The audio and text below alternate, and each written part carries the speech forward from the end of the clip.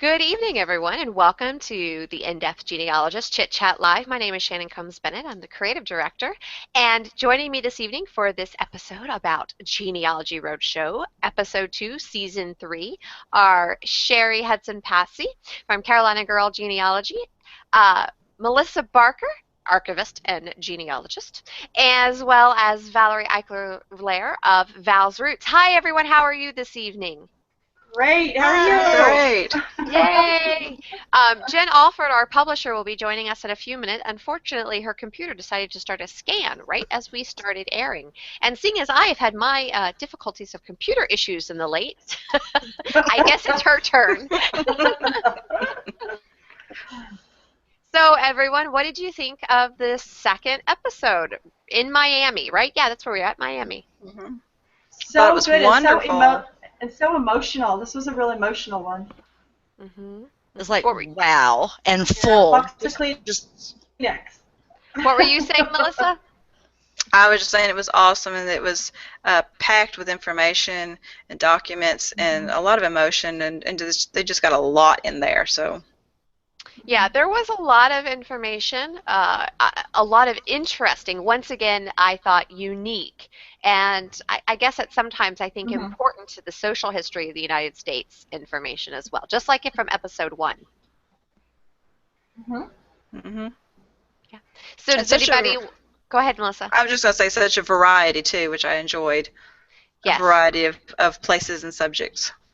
Yeah, and I would think with such a culturally diverse area, especially in Miami, that it's nice to be able to see how many different people and stories they could pull in. It wasn't all centered on just, all American. They had variety from different countries and different ethnic backgrounds, so that made it a nice episode too. And that leads to totally different record groups and resources. Yes. Mm-hmm. So speaking of different record groups and resources, I found it interesting. The woman from the island of what is it? I didn't write it down. The woman who had a little bitty. She was from an island. They said Kenyatta did the interview. Started with a T. And she said that they didn't allow copies at the archives. Everything had to be transcribed. St. Lucia. Yes. It was St. Lucia. There we Yes. go. Yes. Thank you. Yeah, I thought that was fascinating. It's like they don't what? No what? No copies policy, and No copies policy. the researchers did 4 generations of extracting. Yeah. I can imagine the time, Mm-hmm. to do that. We know how long that takes, and so Yeah, but to sit there, I am addicted now to my little app on my phone and go click, click, click. But to sit there and have to hand transcribe everything, oh my God. Yeah. Yeah, hours and hours of research. So anybody else want to jump in with a story that they want to talk about first? Oh my gosh. Everybody's looking at their Anyone? notes. I'm used to going in order. All right, Sherry. Okay, let's go. All right, Melissa, Valerie, have let's one go going start from ready? the top. Somebody? I'm like Valerie. I like to start at the top. Let's Okay, let's with start at the John, top. from the Philippines. He had the Philippine ancestry. Yes, he did. And I first of all, which is because I know nothing about the Philippines, when they said that there was 7,000 islands that comprised the Philippines, that just amazed me. Yeah, it was my husband. He said it's kind of like someone just threw rocks into the ocean and said, "Let there be islands." Yes. Like, oh, okay. But yeah, I didn't. It's an interesting way to put it. It was. And he was completely sober too. No. What I found interesting was I didn't realize there were that many islands. I knew the bigger land masses. My grandfather fought in the Philippines in World War II. So to me, that story, I was interested to see where it went just from a personal history standpoint for my own family. But no, I didn't. 7,000 islands. I'm thinking, how small are some of these places? Right. Probably little dots, pin dots. Probably. So were there anything interesting that you want to make sure that we talk about from that segment? I have a couple ideas. Who wants to go first, though? I was interested when they were talking about the gorilla records Mm-hmm. that they looked into, and they said they were not online and they were not indexed, but there were Right, not indexed, thousands of pages, and I thought, okay, Welcome to got to your do some world. research. Welcome to my world. That's exactly right. That's exactly what an archives is. It's unindexed, not online, and you got thousands of pages. So, and I'm glad that they went through them though, because if they weren't online, if they're not indexed, I'm glad they took the time Yes. to go through them. Because they were able to find what his grand uncle in those records. Is that who it was? It was his grand uncle. Yeah. Yeah, and they were able to. Yeah, able to find him, and then, to find out that he had actually been there to the same island where his mother was born, I think was just incredible. She was 2, and that was like goosebumps. It was, yeah. It was like kind of gives you chills, the way things work out like that. So he was part of helping her to be rescued. Just Right. That was just incredible. I think Josh even mentioned that there's sometimes stories that just give you goosebumps when you start to research them and read about them and learn about them. And I can see how if you were the researcher on that in the Philippines and you start putting 2 and 2 or 4 and 4 together, and we're like, oh my gosh. Yeah. Well, he was saying Definitely about a the small chills. world. Yeah, the chills and the hair standing up when they found the logbook that described and pinpointed the exact island, and stuff. What I thought was interesting from the teaching aspect was Josh made it a point of saying that we think it is your grand uncle, that it was likely him. So I loved how they used the qualifiers. Right. Because there wasn't. And again, using this as a teaching tool and him emphasizing that that's what he wanted to bring across is educating the general public. I liked the use of those qualifiers. Right. Now, I have to say, if anybody is interested in finding logbooks like that, or more in particular naval history records like that, the Naval History and Heritage Command, NHHC, which is based out of the Navy Yard at Anacostia, just outside of Washington, D.C., is where those are all located. And they have an excellent website, digital archives, as well as in-person research that you can do if anybody comes to the D.C. area. Unfortunately, they won't do research for you, so if you can't come to D.C., you can hire a researcher to go there and pull records. But they have an extensive online catalog, and a lot of these logbooks and pictures, deck records, and lots of other things are already online. Cool. Wow. Yeah. If you can't tell, I've done some research there. It's a wonderful. Yeah, it's a really wonderful place.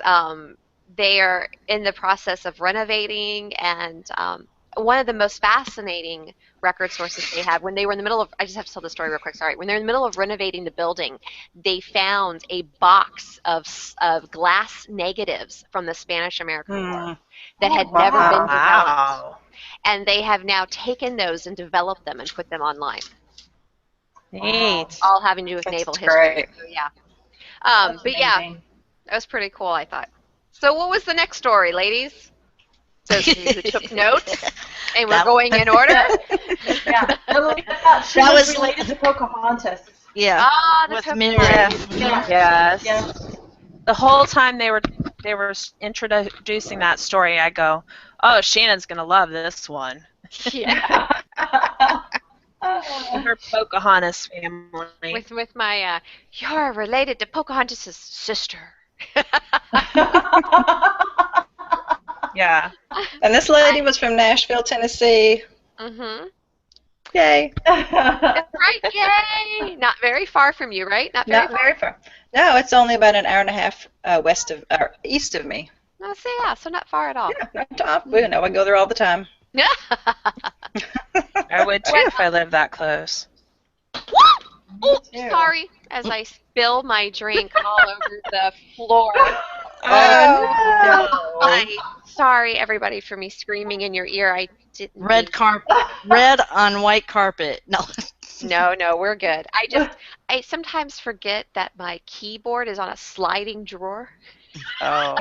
And I put my drink on it and then moved it out of my way so I could cross my legs, and it went psh. Oh. Oh, well, I'll clean it up later. As a person who lives in Virginia, though, I was happy that she covered, as she said, the red, white, and blue bowlings. Have you guys ever heard of those before? No, I've never heard of I it. have. I had not. You had, Sherry? I haven't Uh-oh. because I had a family Sh- line that said, just from Pocahontas. Yeah. Sherry, you were breaking up. Are you coming in better now? Oh, I don't know. Yeah, you were There we breaking go. up. There you There go. we Am go. I okay? Now you're better. So, Okay. or not. Or not. Someone want to. We're not. Well, I've seen that. Here, we'll give Sherry a second because it looks like she might have frozen a little bit.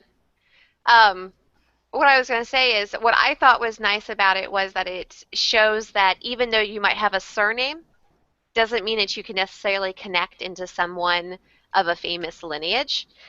Because there are a lot of people, Right. especially newer researchers in Virginia, if they come across a bowling in their family, they try to tie themselves into the Pocahontas line automatically. Yeah. Oh, I'm sure. Yeah. But since Because wouldn't that be cool? yeah, it would be cool. But she only had one son and he only had one daughter. Yeah. So, I mean, it's a very small. I know when they went through that, and it's like only one, and only one. It's Only like one, one. and it's like, uh-oh. Yeah. Yeah. Yeah. Yeah. Um, yeah, so I had my little fascination with Pocahontas there. Well, and I thought it was good that Mary, she was very tactful about it. Well, That Yes. True. I think the woman also took it very well, that it was one way or the other, it was information. It didn't seem like she was heartbroken. So that was a good no. reaction to have too. I think so. Oh, Sherry, it looks like you're back better. Your I'm picture's in better. Yay. Okay. Well, I think because she had done some research at the one point, it said that she had successfully researched back to her 7th grade. Mhm. And so doing that, you pretty much will know how things are being referred to back then versus now. But I did like how Mary said, obviously genealogists nowadays aren't going to refer to, red and Right. so forth. Right. But Right. yeah, and so I didn't have any clue of Pocahontas, just knowing, oh, okay, I come from Sacagawea area. And so I thought it was really interesting how they went into the evidence and explained that. And then the DNA, and I was so excited to see that there's a family association. Yes. Yeah. I A thought that very was really cool. large family association. So this means, Valerie, that when you come out to Virginia to visit, we have to go to the Jamestown settlement. No problem. Definitely. Definitely. I may be there long enough where I'll start cooking and Cooking is fine. I don't cook, so and you're really cleaning and That's funny.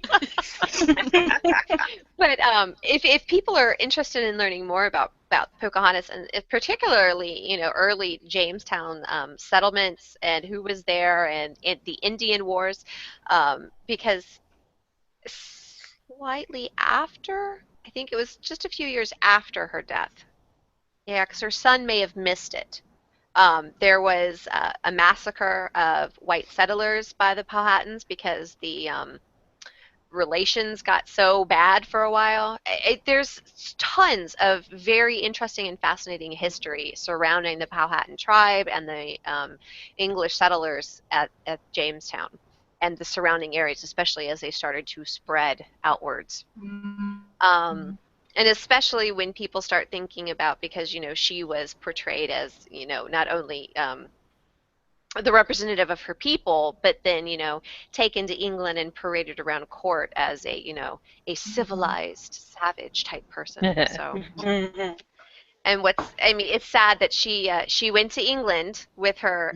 I think Thomas, her son, was a year or two old, and her husband, and she died before they got on board the ship, and she was sick, and they actually put back into dock at Gravesend where she died. So she didn't actually make it back home. They've only been married a few years. Bad. Yeah, but she's buried in England in Gravesend. So if you guys get over there to the London area, you can actually go see her tomb. Wow. And it's under her English name. Did you all catch that? Rebecca. Or Rebecca. Mm-hmm. Yes. So that's important to know. All right, so before I keep talking about that, because I know way too much useless information, as always, what's the next story on the docket? But wait a minute. Valerie, we're not done. No. Okay. Excuse me. It was so dual cool when she said dual citizenship, and when she said Italy, and then here she is with Mary, and I cracked up when Mary held up both hers, like me, and I'm going, yes, but oh my gosh, that was just so cool. Well, here on the Roadshow, we like to break rules and held the document. Oh my gosh, I just fell on the floor. That was. Yep. I got all teary. Cool. Yeah, I got tears in my eyes. And she said, cool. Sometimes you win some, this time I won some. Yeah. I thought that was cute. Yeah. Can I give you a hug? You know me, and I love to give hugs. So then they get That was so. That was sweet. That was great. They did that for her. Yeah. Mm-hmm. Yeah. I think that's great. And for some reason, I don't know what it is, but there is a rash of my friends going around who are getting dual citizenships recently. So that story was kind of interesting. I wonder if that's politically motivated. I was just going to say, I wonder if that's politically motivated. See how I've been telling Christine Woodcock, and everybody's like, okay, let me move to Canada. We are not going to talk politics in this show. No. So before we go down that bad avenue, the next story. The third segment was. That's right. What was the third segment? It was Melissa. With Kenyatta. It was Melissa with Kenyatta. Oh, yeah. It was a hard story. It was a hard story to listen to. Mm-hmm. Yeah. But even really hard stories are important to tell. And do you know there's still so many people who don't know that part of American history, which sometimes completely baffles me. Yeah. But well, a perfect example is myself, because I had no idea, and I'm thinking up until 1972, and of course, being that I'm in Kansas, near Kansas City right now, I freeze framed it so I can get the citation of the paper. 1972? Are you kidding me? Where was I? College, cheerleading. Oh, go figure. I didn't have a clue, and I had to stop for about a half an hour after I saw that segment before I could start watching the rest of the show again. But like you said, you have I was clueless. Well, all I could think of was the government kept this secret for 40 years, and then I immediately thought, okay, what else are they keeping secret? Because I know we don't talk in politics, but it's like, oh wow, if they can keep that secret for 40 years, what else have they kept secret forever? Well, and then kudos for President Clinton. Of course, why did it take till 1997? And for them to show the actual video from that news conference, or when he said, I am sorry, I had to stop it again. It's like, why did it take till 1997? Well, a lot of people, especially with the government and things, you wait a certain amount of time until investigations can be done and other things happen. And it also, maybe there was some sort of commemoration around that time that he was responsible for, which led him to it. Because I'm not sure that I think a lot of, not to bring politics into it, but I think a lot of politics go into a lot of the politics around when you apologize. Yes. This is true. Definitely. Let's go back into the genealogy part of it and the records, because the records they showed were just. I learned or was reminded of, even the census, when it said, she carefully showed, farmer and his age and the R meaning rent. And it's like, okay, good. Here we go with the education part of it again. Right. And then, well, in that time period, in that area, that meant sharecropper. Sharecropper. And it's like, whoa, that's right. Because how long has it been since we've read those how-to things or read about that? If ever. And that's who they were focusing on when they chose these 600, men. Just the uneducated, the ones who needed help. Right. Yep. They probably said, hey, you're going to get some money. Right. Yeah. You're going to get some money for participating. Now, remember, though, when I want to point out, though, that when they started it, it was before the cure was found. Right. So they could have, several years later, when the cure was found, when they discovered that penicillin cured this, they could have stopped. Yes, they could have. But don't you imagine, too, I mean, he had been diagnosed. Was he diagnosed with syphilis in like 1907? Yes. 1907. That's a long time to live with that. And so he was probably already having symptoms and problems, and so for someone to come forward and say, hey, we're going to help you with this, don't you imagine it was very easy to say, okay. Oh, yeah. And it was epidemic proportions in some parts of society. It was one of those diseases that once you got it, it could have horrible, not only life-changing effects on you, but your children, your spouse, lots of things. Well, in that one document, it said latent, and she explained, you wouldn't see it, outright, but that the ringing of the ears, the pain in the joints, and heart problems, and is like that. In and of itself, for how long? From 1907 to then they did this thing, started the government in 1932 for this test. Yep. And penicillin, well, it said, I think, 1947. But, it's just incredible to let people suffer like that when you've got a cure. Yep. I mean, my thing is, what was the point? Because they wanted to do the autopsies to check, how it was affecting organs. Well, what's the point if you've already got a cure? Why? You don't need to do that anymore. As a scientist, sometimes we forget things about, there's a reason why you are now no longer allowed to do human experimentation, and when you do, you have to go through certain hoops. Because of Tuskegee. That is why it is so hard to do human-based trials and experimentation. And as a scientist, it can be very easy and very, at the same time, difficult to stop yourself. Because you want to keep studying. You want that answer. You want to know everything about what this is. And these people were now a number. Yeah, they were now a number. They weren't people. Right. Which, I understand the number thing, but to me, I was like, everybody gets a number in a scientific experiment because you don't want to know who they. Well, think about it. You don't want to know who they are. Right. You don't want to bias things. Right. That's right. You don't want to put personal feelings into it. You don't want to know their name. You don't want to know those types of human in my head, what I can see as a scientist, okay, I don't want to know about them. I want the cold, hard facts, and it's easier to associate cold, hard facts with a number. Right. It's very, very cold. Very cold.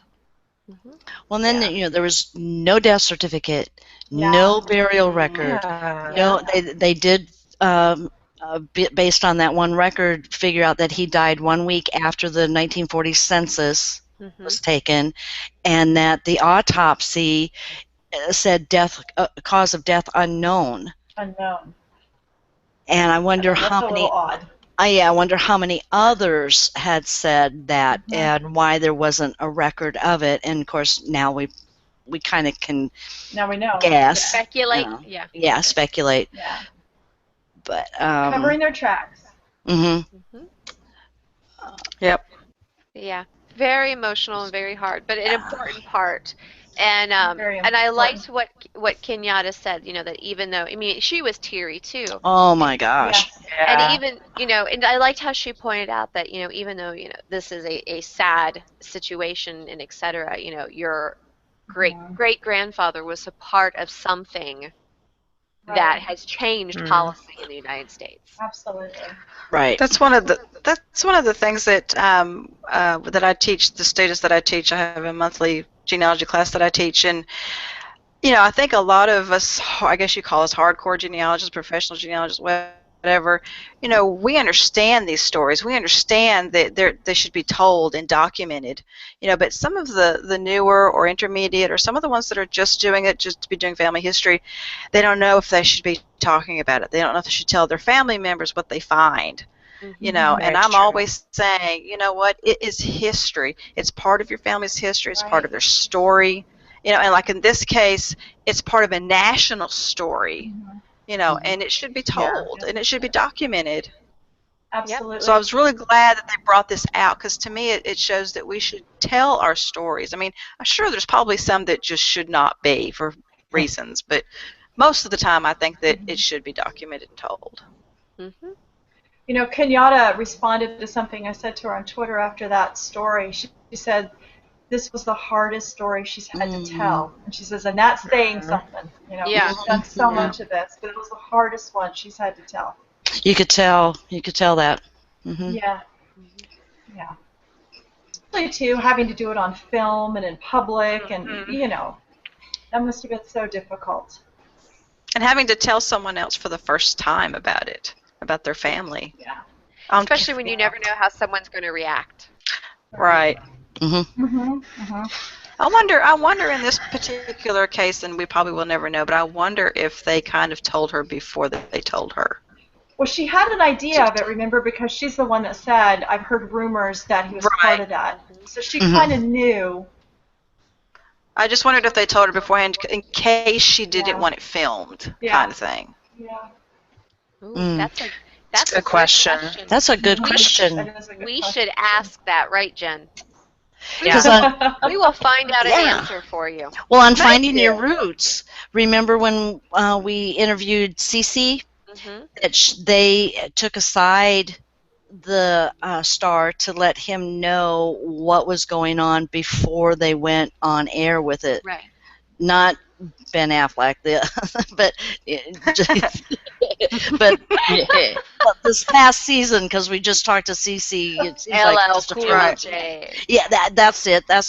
And so that he could have digest that, and I thought that was really good. And they might have, but even if they told her once or twice, you're still going to have those emotions. Oh yeah, yeah.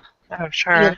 And when I see someone, tears going down their face, and and then I saw Kenyatta start crying, and I know what she had said last year that she bit her tongue so she wouldn't, and then this time she said, "Get your Kleenex out, Valerie, because there is crying." I'm going, "Oh no," and that's why it took me. I couldn't get back into rewatching the episode, and for a little while after these 3 stories, like, whoa.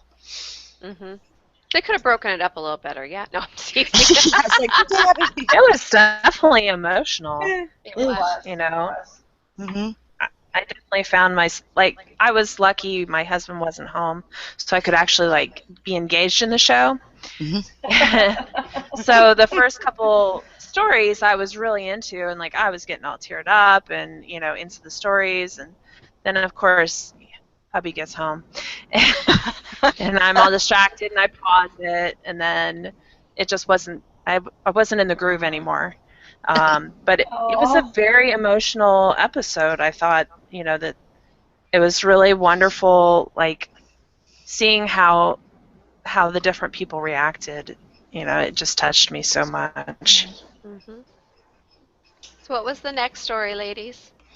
Before we go to the next story, I want to just say that I think it was just after this story or during this story that Mary Tedesco talked about visiting archives. I have to put that in there. It was right after that. They went to the National Archives. Yes. That was Yeah. the tour.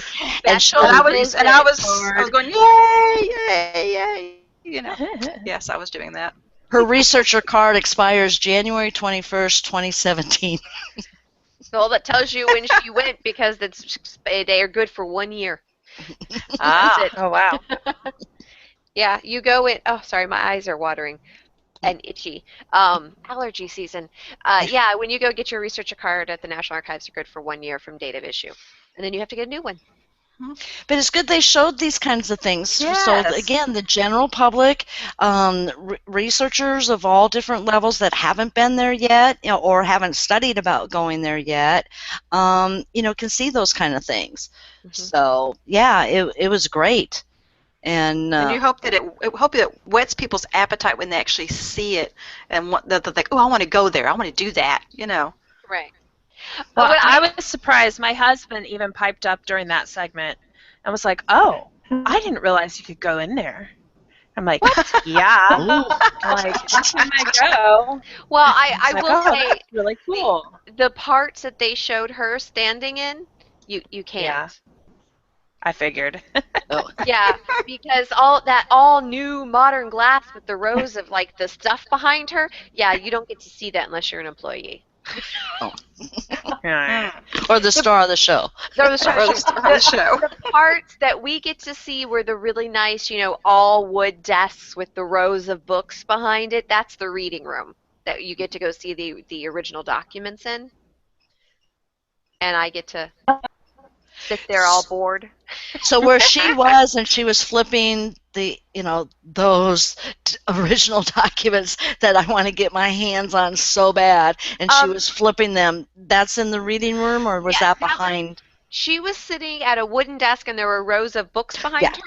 That's the reading room. That's on the second floor. Okay. That's where you go to. So that file she was. That's where you go when they pull the file boxes or the ledgers or whatever original records you want to look at. That's where you go. It's actually 3 rooms that are connected, and you find an empty desk. First come, first serve, and you sit there and do your work. That's so cool. Yeah. Oh, okay, we could go on and on just about that. Like, oh man, my mom. Can you see me drool? Let me get the napkin. Yeah, I could go on and on about it. So, I was just there today, so it's all fresh in my mind. But we won't. And I'm so glad you were. Have you looked at the documents I sent you yet, Jen? No, I haven't. I looked at the ones from yesterday and was pretty excited about that. Jen had me pull 2 homestead records. Yeah. Yeah, and you took a picture of them? She scanned them all for me. Aww. So I have lots of good stuff to look at now and read through, and I think he's my 2 times great grandfather. His homestead record, and it actually lists several of his relatives' names that I've seen that I never was 100% sure about how they connected. I'm like so excited to dig into that. So I'm actually kind of glad that my little trip up to Michigan got canceled, because now I can stay home and do some research. See, there's a reason things happen. That's right. Yeah, it's called we're poor. But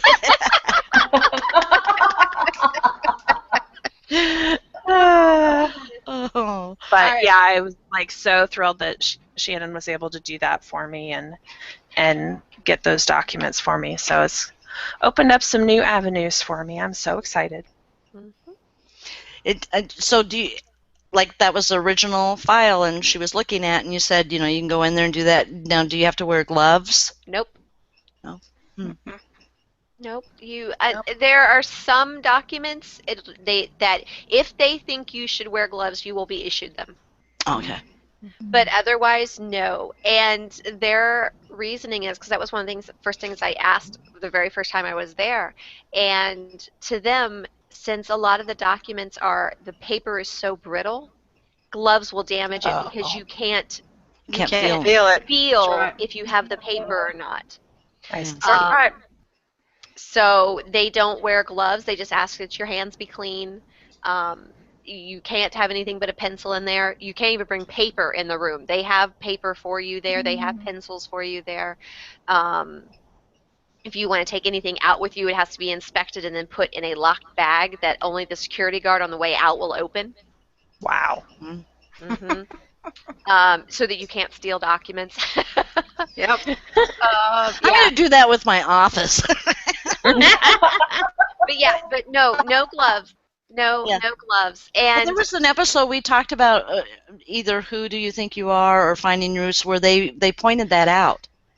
Where that the gloves would damage or because you can't feel. I'm thinking that was Melissa Etheridge or something that comes to mind, but that you couldn't feel and that it was damaging the document itself. So and especially since we're talking about Jen, the documents I all pulled for her were varying qualities of paper. So they were very, very thin, very, very fragile, and they are stored folded. Oh my gosh. They are stored in the original tri-folded. So when you pull them out, you'll have sometimes you can tell whether or not that it has ever been looked at before because there are a couple of the records that I pulled out for Jennifer that I had trouble unfolding them. They'd been folded for so long. Wow. And none of her records had them, but some of the other land records that I've pulled for like military bounty or even cash sales, sometimes I'll find the actual patent on vellum. Do you all know the difference between what vellum is? Okay. And those are even harder to try to unfold than paper. That's right. As that something has been folded up for 100 years, Yeah. But no, Crazy. you get in the gray, thin archive flip boxes. Hollinger boxes. Yep. You'll get 100 plus, all numerical order, and they're all tri-folded together with all the paperwork for that specific case file, all folded together. Oh, there goes I'm drooling again. Yeah, and it's funny. So Shannon yesterday, she sent me the links on Dropbox of these documents, and I'm looking at them the last few minutes of my lunch hour, and I'm going, oh my God, these are so awesome, and I'm like so excited and like in tears, like I can't believe I'm looking at these. I'm like, can you imagine what it would have been like if I'd actually been there? Remember, I'm the one who wrote a blog post about screaming at the National Archives, remember? Oh, that would totally be me. And they're used to it. Nobody will bat an eye. Really? Yeah. Oh, one of those silly genealogists again. Yeah. That's nuts. Right. The people who are in there for doing research for senators or other congressmen might look at you funny, but everyone else will go, it's okay. Oh well, we look at them funny. So. And the staff will come over and ask what you found. Yes, I was just fixing to say, as an archivist, I always celebrate with my patrons because when they find something and they're doing their happy dance, so they're crying, I'm with them. I'm right there with them. That's cool. That would be neat. All right. Like I said, we could talk forever about the archives. I know. We need to talk about another story, don't we? Well, next one's Amber. Amber. And she was 20 years old. It's like, oh my gosh. I just get so excited. Yeah, the next gen. Next generation. That's right. The next gen. Next gen, yeah, and Josh, starting young, and it's like, and Cuba, and my own, because I didn't know much about that either, so I really learned a lot taking notes. But the very first photograph he showed her was in what? A magnetic photo album, and it's like, get out of there. It's like, oh man. But yeah, so, but what I guess I have one more point. they went right to the ancestor chart, right? And she wants to know about her grandfather. She has never met him, except now she sees a picture of him. Mhm. Well, Yeah. goes, okay, here's you and your parents and stuff. Well, we're going to start with your great-grandfather. I'm going, whoa, wait a minute. Josh. So did anybody else pick up on that? You Yes. wanted to give him a lesson, didn't you? Yeah. Mama Val. I think it's just they just wanted to end on that mysterious note, and they had to go back before they could. I think that's what it was. Definitely. I thought it was an interesting story, especially how her family was so integral and tied into the Spanish-American War, Cuban politics, Right. how her great-grandfather became an American citizen, and and so on and so forth. And I kind of, the skeptic in me was like, really? You're going to plant the seed that he was a spy? Really? Really? Really? I'm not. Yeah, I won't even get there yet to ask that question. But when you said became a naturalized citizen, that was an original. Mm-hmm. It was because of the color. Where did they get that? Because I've always thought that the person got that. Maybe not. If they kept, it could have been at the what year was it? It was in the 1800s, right? Well, he was. Oh, I didn't catch how old he was. Because was that the actual naturalization certificate, or was that the Declaration of Intent? I think it said naturalization certificate, United States. But now I'd have to go back and rewatch it again. Because see, so I copied over 100 naturalization intents, Declaration of Intents today. Oh my and gosh. Yeah, don't get me started.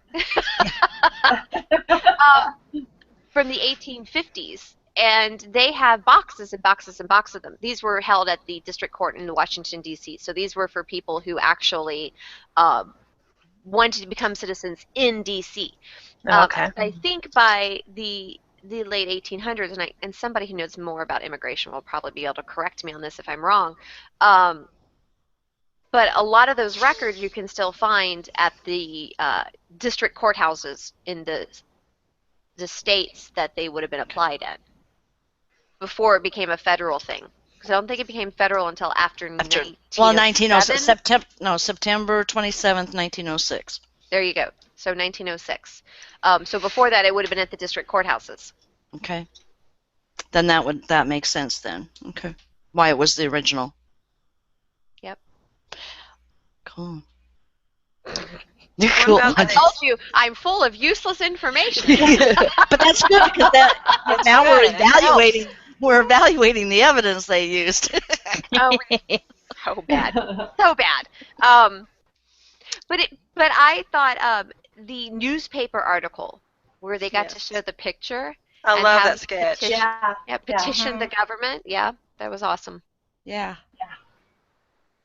I like the fact that Josh shared the Freedom of Information Act letter that they received when requesting. And I thought to myself, oh, I know I'm doing Chit Chat, so I have to ask, has anyone gone through the avenue of the FOIA to get information for your clients?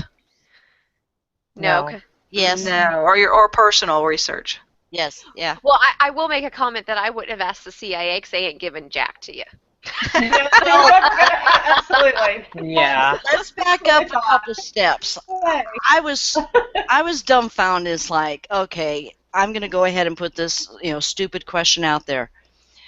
It wouldn't have been even on my radar. All of a sudden, Josh is explaining it. He's got the A file there on the table. He's like, open it up, and everything there. And yes, he's got to document everything about his trip.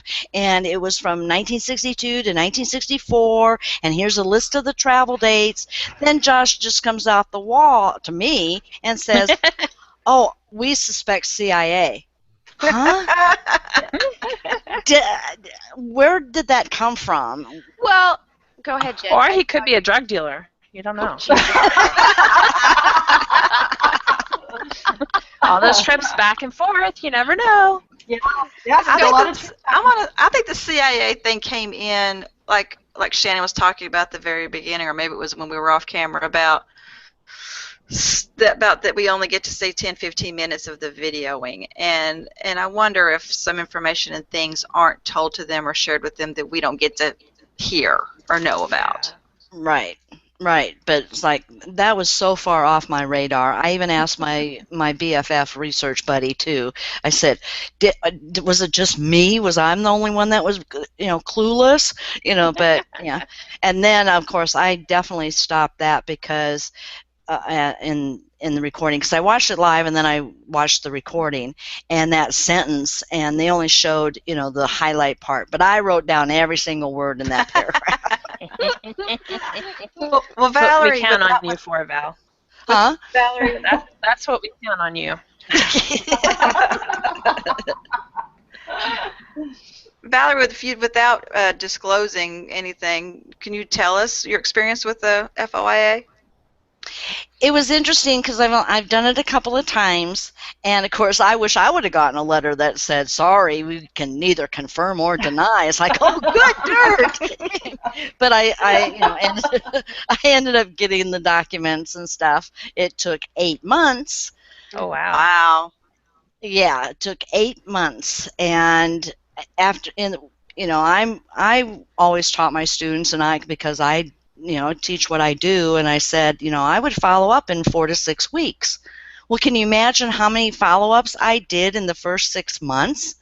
Yeah. And one of them took 8 months, and then the other one was close to that. I'm going, God, I could have had a baby, and it's like, but no, the documents came, and and it was fine, but nothing even close to this. But so yeah, it's very easy to do. The form is very easy to fill out and send in. You just have to have lots and lots of patience, which I don't have. No. But yeah, so I stopped after every 6 to 8 weeks to follow up, and and so forth. But Wow. yeah, it's crazy. So just remember that. Yeah. But and I wondered, and then he said, well, the researchers, we filed an FOIA request to the CIA, and I'm going, oh, this is going to be really good. But I still didn't have a clue. Even after watching it, I must have been asleep the first time I watched it because I didn't have a clue of what it was going on. So, yeah. I wondered if it would have been worse to get one of those pages where everything but the word "the" has been redacted.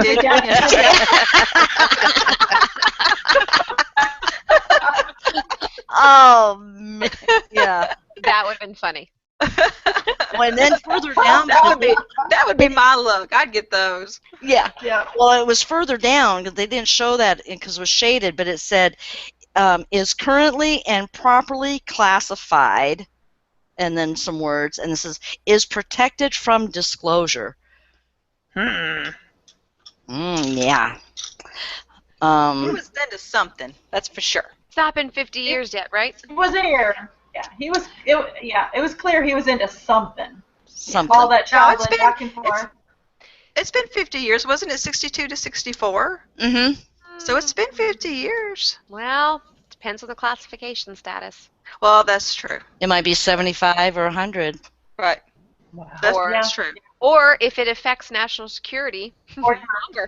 Forever. Yeah, never. That's why she said, she goes, when he says, well, we just don't know. It's unknown if, any connection. And she goes, well, we may never know. And I'm going, oh, bless her heart. Bless her heart. Yeah. So ladies, yeah, she said you left me with a cliffhanger. Yeah. So ladies, we have 50. We've been on the air for 50 minutes. Is there Oh any? my gosh. Yeah, I know. Well, we still got one more segment. Yeah, got we've got one more Jody. segment. So let's do the last segment before we get too far off track. Yeah. All right, who wants to start? It's The lady Jody. Go ahead, Cheryl. Go ahead, Sherry. Yeah. Her husband Uh-oh. Oops. Melissa, you start. Murderer. Jody had a bank robber at the Jersey Kid that she thought she was related to. Oh, right. Yeah. All right, so Yeah. I just have to say, I think the last couple where they've showed comic books are just cool. They are. And if you'll notice at the end, and I asked Valerie about this too, at the end of the credits, because I know Valerie always takes notes of the researchers, but I always take notes of all the archives and the repositories that are listed, and the comic book archives was listed, and I said, that's awesome. That is Well, there awesome. was 4 screens of archives listed. I would No, imagine.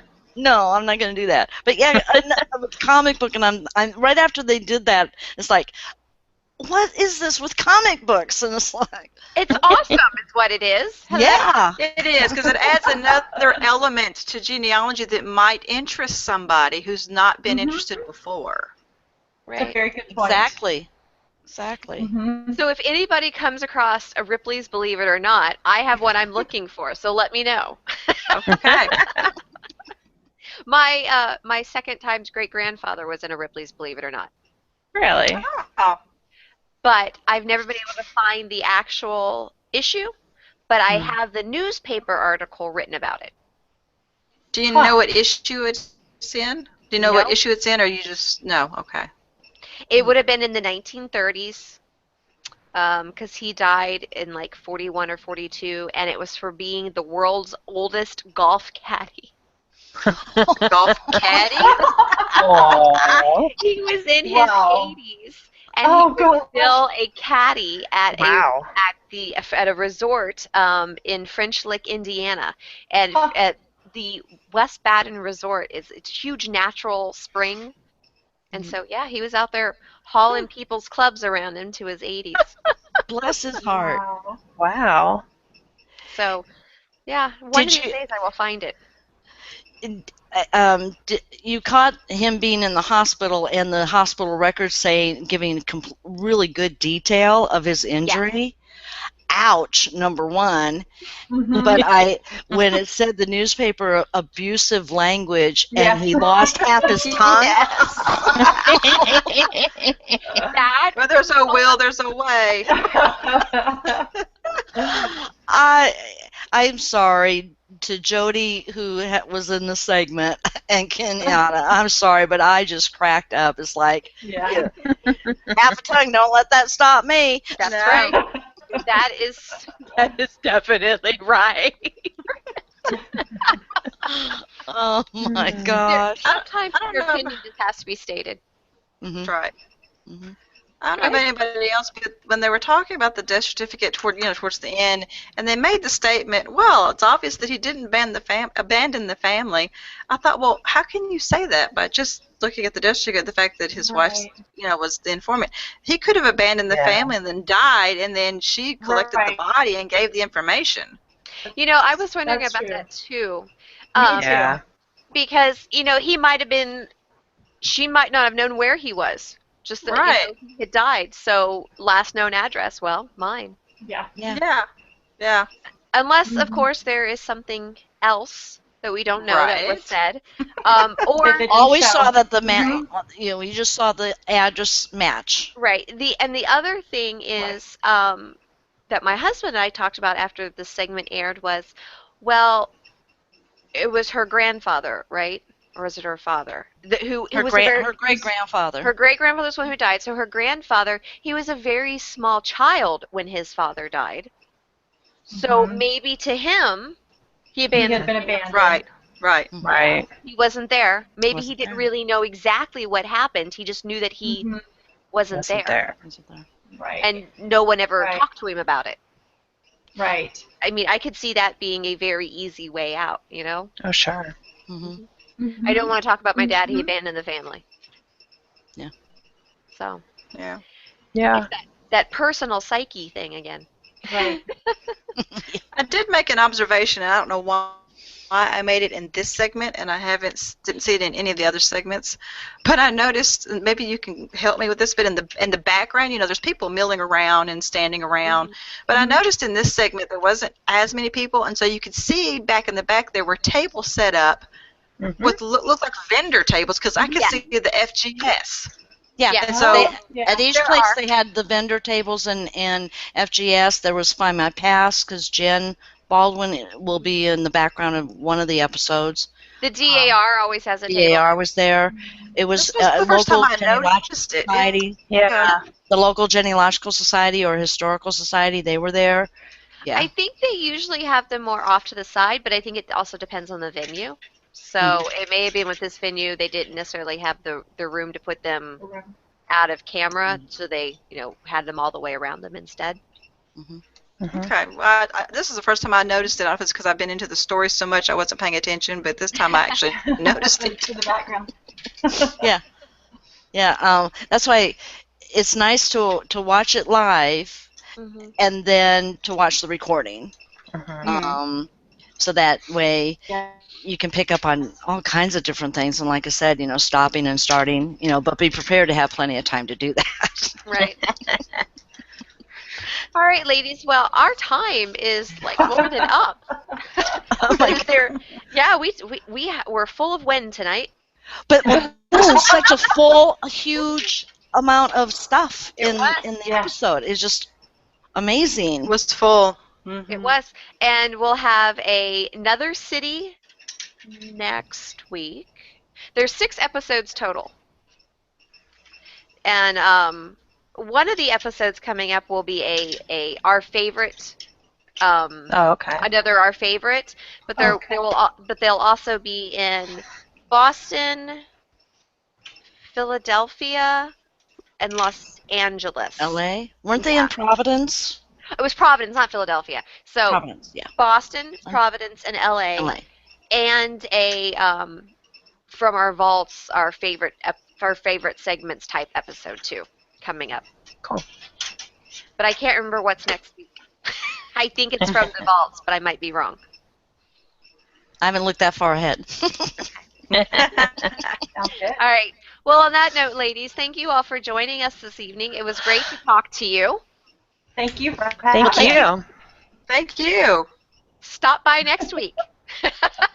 Will do. Okay. And on that note, thank you everyone for tuning in and putting up with our shenanigans this evening. It was a lot of fun, and I hope you all enjoyed yourself too. As always, feel free to contact us. We would love to hear your thoughts and opinions, not only of the show, but if you have any ideas for future segments that we might need to cover as well. And on that note, don't forget to go in depth with all of your ancestors. Have a great evening. Bye. Bye-bye.